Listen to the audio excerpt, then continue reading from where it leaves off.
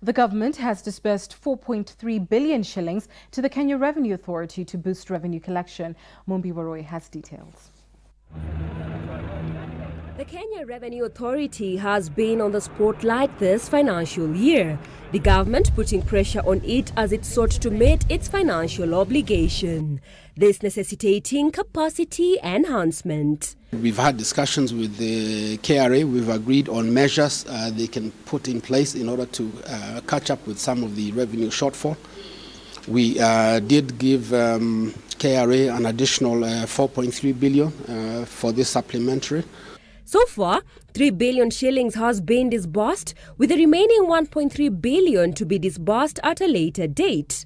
The funds will go towards the rollout of the integrated customs management system, enabling the authority detect concealed imported items, and the electronic tracking system to ensure goods destined for neighboring countries are not dumped in Kenya. I believe that the measures that are now being put in place will be able to see us recover the revenues, particularly in 2018-19, when we expect to achieve a revenue to GDP ratio of 19.5, roughly 19.5% of GDP.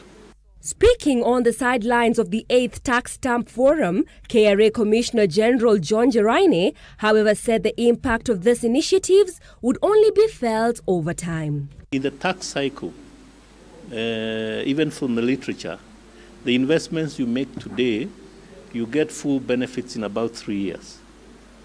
Whether they are investments about technology, whether they are investments about people, whether they are investments about organizational processes. In March, KRA was tasked with raising 70 billion shillings in 3 months, this to meet the government's revenue position. National Treasury Cabinet Secretary Henry Rotich then warning he would physically supervise revenue collections. I will be personally visiting collection points to ensure that whoever is not working to deliver that will definitely face the wrath of Treasury. Mombi Waroe, The Big Question.